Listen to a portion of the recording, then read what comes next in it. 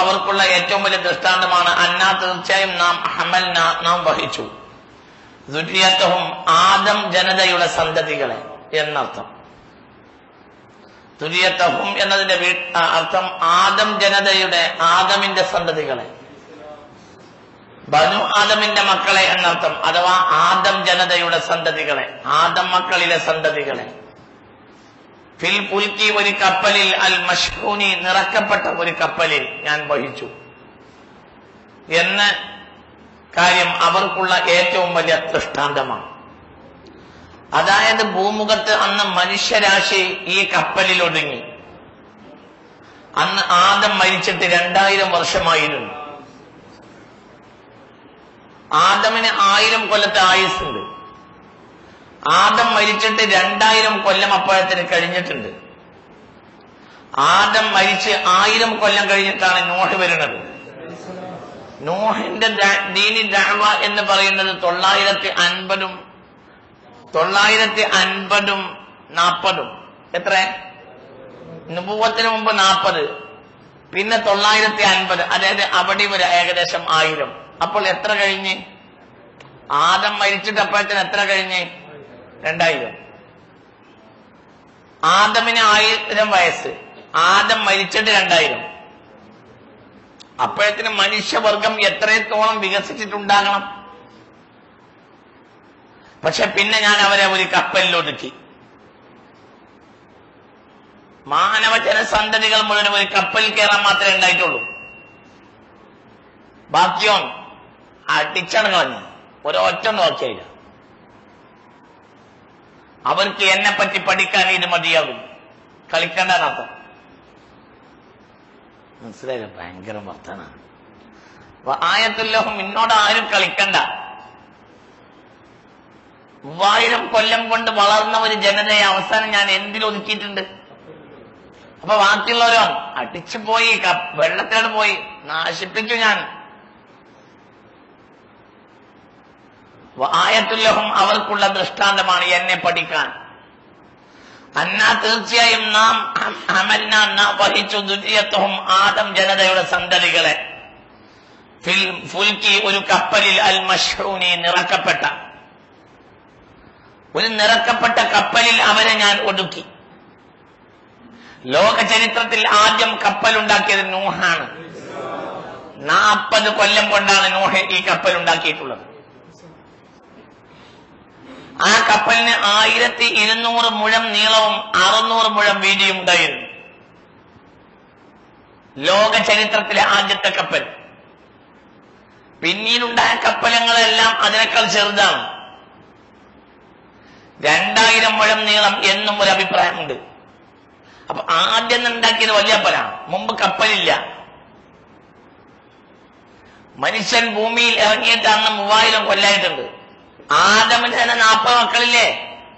ഈ 40 മക്കൾ പെരുക്കി എത്ര ആയിട്ടുണ്ടാവും? അപ്പൊ ഇതിന് എത്ര കൊല്ലം കഴിഞ്ഞിട്ടുണ്ട്?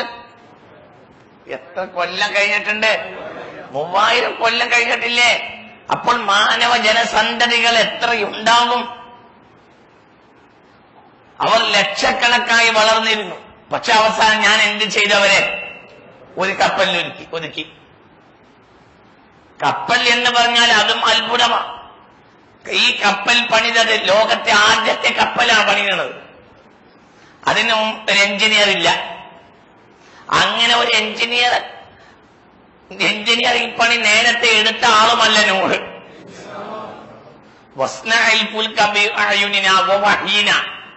എന്റെ മേൽനോട്ടത്തിലും എന്റെ വഹീന്റെ അടിസ്ഥാനത്തിലും കപ്പൽ ഉണ്ടാക്കണവർ. ഈ കപ്പലിനെ ഉണ്ടാക്കി നൂഹ് ബിഅയുനിന നമ്മുടെ മേൽനോട്ടത്തിൽ, വഹീന നമ്മുടെ വഹീന്റെ അടിസ്ഥാനത്തിൽ. അപ്പൊ ലോകത്താദ്യമായി വഹീ കൊണ്ടാണ് കപ്പലുണ്ടാക്കിയത്. ഭൂഗോളത്തിലെ 3 ഭാഗം വെള്ളമാണ്. വെള്ളത്തെ മുറിച്ചു കടന്നപ്പോഴാണ് മനുഷ്യൻ യാത്രക്കാരനായത്. 3000 കൊല്ലം കഴിഞ്ഞിട്ടാണ് മനുഷ്യൻ മറ്റത് ഒരു ഗ്രാമത്തിൽ നിന്ന് അടുത്ത ഗ്രാമത്തിലേക്ക് കൂട്ടത്തോടെ നീങ്ങൽ മാത്രമേ ഉണ്ടായിരുന്നുള്ളൂ. മനുഷ്യൻ വലിയ ഭയപ്പാടിന്റെ ആളായിരുന്നു അന്ന്. ജന്തുമൃഗാദങ്ങളാൽ നിറക്കപ്പെട്ടിരുന്നു. മനസ്സിലായോ? പറഞ്ഞത് എന്തൊക്കെയോ ഇന്നുള്ളതിന്റെ പരശതം ഇരട്ടി ജന്തുക്കൾ അന്ന് ലോകത്തുണ്ടായിരുന്നു.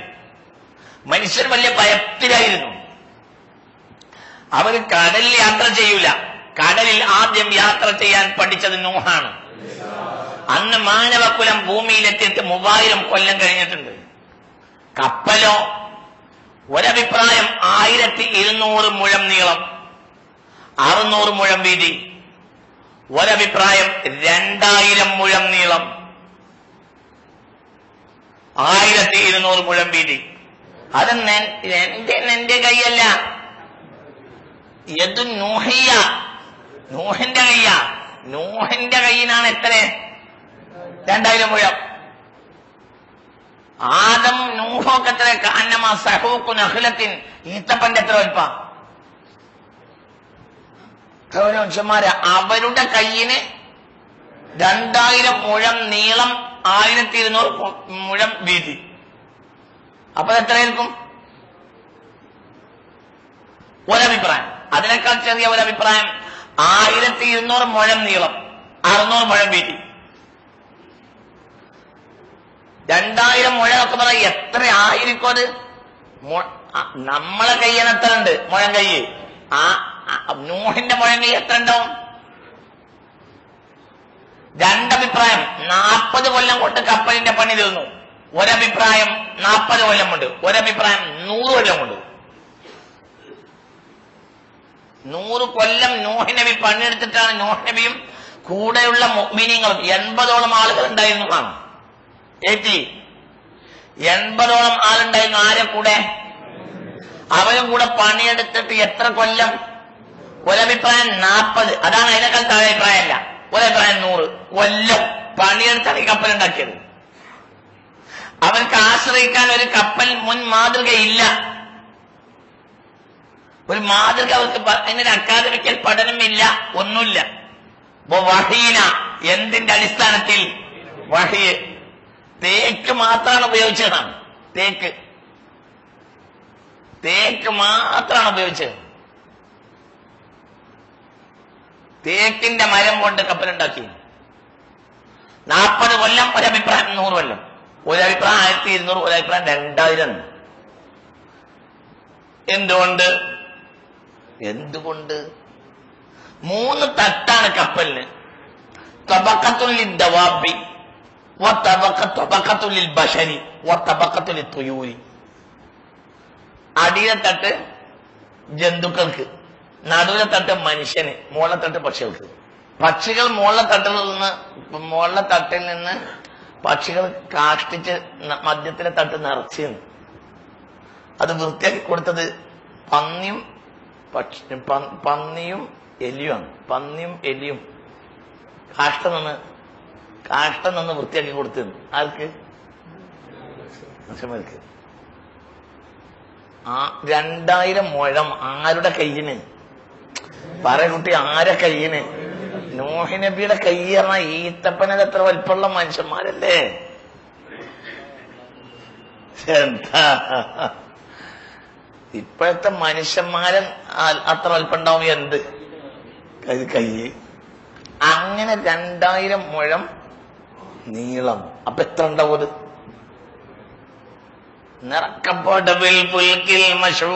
നിറക്കപ്പെട്ട കപ്പൽ നിറച്ചു.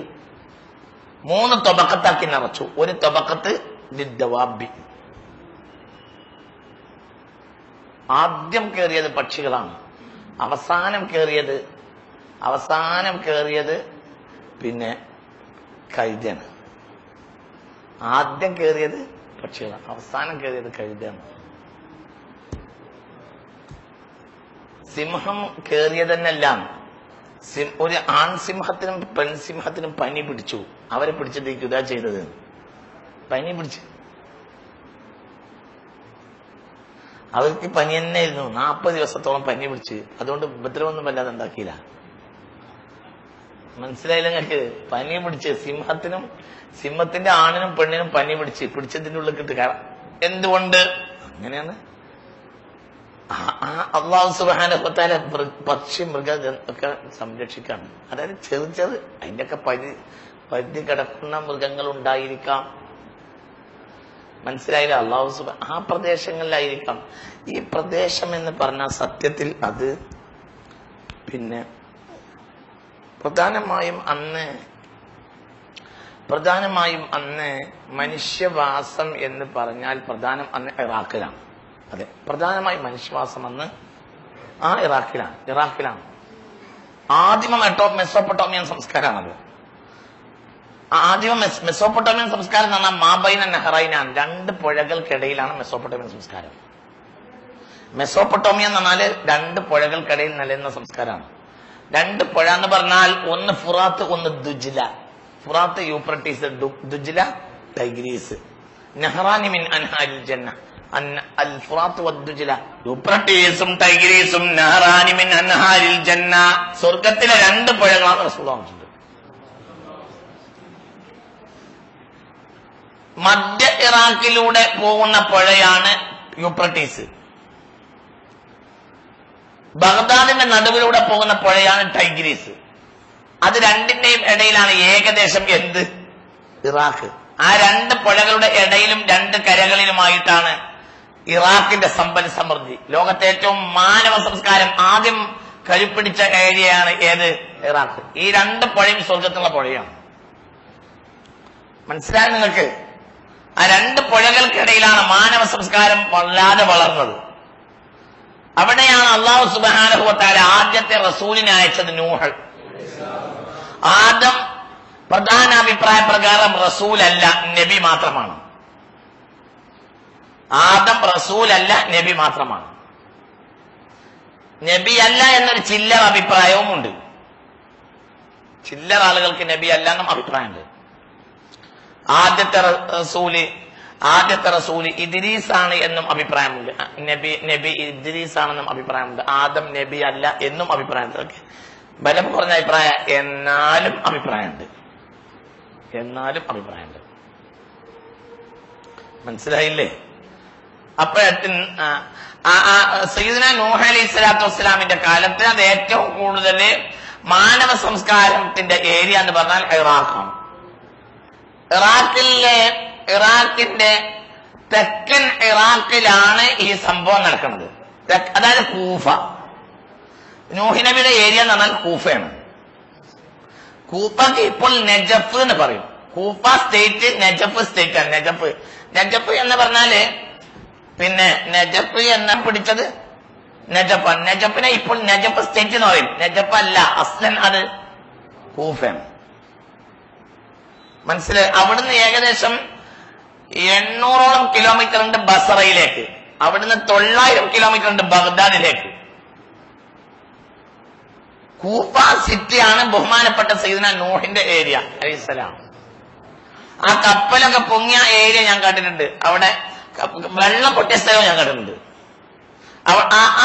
അത് കൂഫ പള്ളിയിൽ ഇപ്പോൾ ഒരു അടയാളം വെച്ചിട്ടുണ്ട്. കൂഫ പള്ളിയിൽ ഒരു അടയാളം വെച്ചിട്ടുണ്ട്. അവിടെയായിരുന്നു നൂഹ് നബിയുടെ ഭാര്യയുടെ അടുപ്പ്. ഒരു അടയാളം അവിടെ വെച്ചിട്ടുണ്ട്. ആ ഏരിയ ഭാഗത്തേക്ക് ഞാൻ വരാം. ആ ഏരിയയിലാണ് വെള്ളം പൊട്ടിയത്. അങ്ങനത്തെ ഒരു കപ്പൽ ഇപ്പോൾ ഭൂമിയിൽ ഉണ്ടാവില്ല. കാരണം അത് അള്ളാഹുവിന്റെ മേൽനോട്ടത്തിലാ. അല്ലാതെ ഈ കപ്പൽ ഇങ്ങനത്തെ ഒരു കപ്പൽ നിലനിൽക്കില്ലല്ലോ.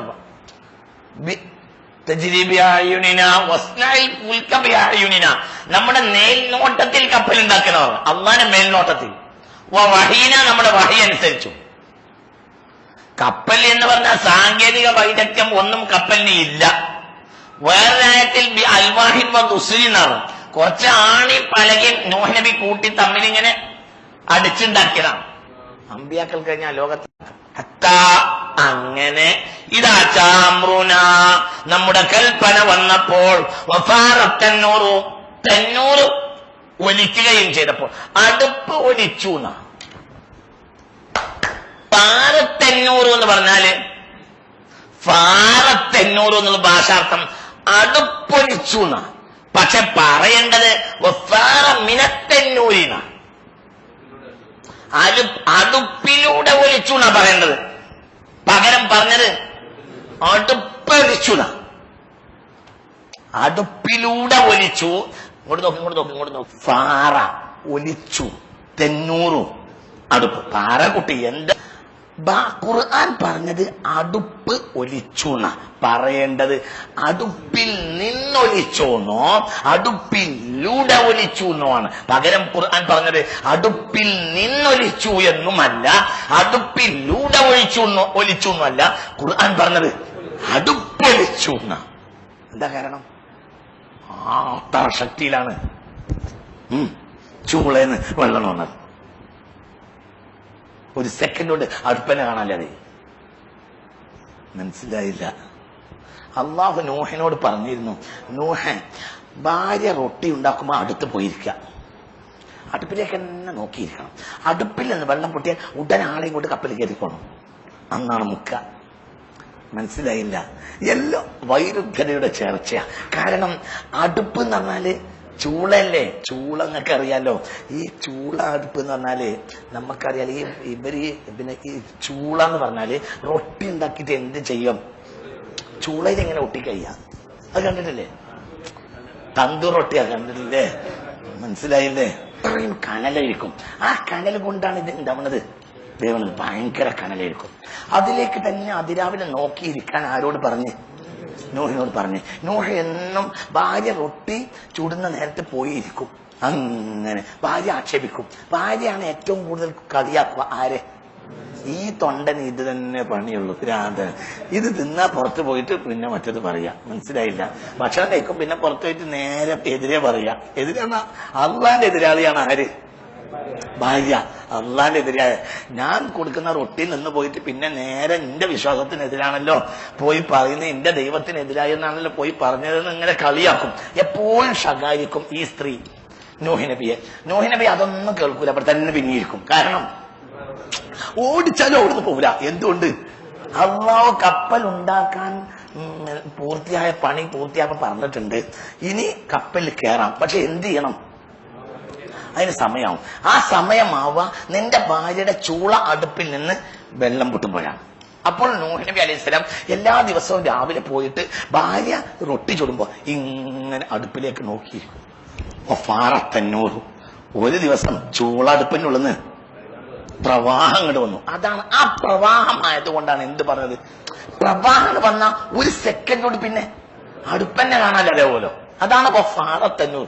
അതിൽ അടുപ്പിലൂടെ ഒലിച്ചു എന്ന് പറഞ്ഞാൽ നിങ്ങൾ വിചാരിക്കും എന്തോ ഒരു കണ്ണീര് പോലെ വന്നിട്ടുണ്ടാവും. അതല്ല, ഫാറത്തന്നൂർ. ആ അടുപ്പൻ അങ്ങോട്ട് ഒലിച്ചു. ആ ഒന്നാമത്തെ വരവന്നെ ആ ജാതിയ അങ്ങോട്ട് കയറി. അതാണ് അമ്രുന. അങ്ങനെ നമ്മുടെ കൽപ്പന വന്നു.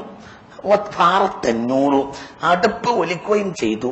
അപ്പോൾ കുല്ല നാം പറഞ്ഞു, യഹ്മിൽ നീ വഹിക്കുക, ഫിഹ ആ കപ്പലിൽ, മിൻ കുല്ലി സൗജൈനി അല്ല, മിൻ കുല്ലിൻ സൗജൈനി, മിൻ കുല്ലിൻ സൗജൈനി, എല്ലാ വർഗങ്ങളിൽ നിന്നും ആണിനെയും പെണ്ണിനെയും. എല്ലാ വർഗങ്ങളിൽ നിന്നും ആണിനെയും പെണ്ണിനെയും കപ്പലിൽ കയറ്റാൻ പറഞ്ഞു. അതിനു വേണ്ടിയാണ് പ്രളയം ശ്രദ്ധിക്കണേ. പ്രളയത്തെക്കുറിച്ച് ഏഷ്യൻ ആഫ്രിക്കൻ രാജ്യങ്ങളിൽ മാത്രമാണ് പ്രളയം ഉണ്ടായത് എന്നാണ് ഏറ്റവും പ്രധാനപ്പെട്ട അഭിപ്രായം. പക്ഷെ ഒരു കാര്യം സത്യമാണ്, അന്ന് മനുഷ്യ ജനത ഏഷ്യൻ ആഫ്രിക്കൻ രാജ്യങ്ങളിൽ മാത്രമേ ഉള്ളൂ. ശ്രദ്ധിക്കണേ, ഏഷ്യൻ ആഫ്രിക്കൻ രാജ്യങ്ങളിൽ മാത്രമാണ് പ്രളയം സൊസൈറ്റിയായി. എവിടെ മാത്രമേ ഉള്ളൂ?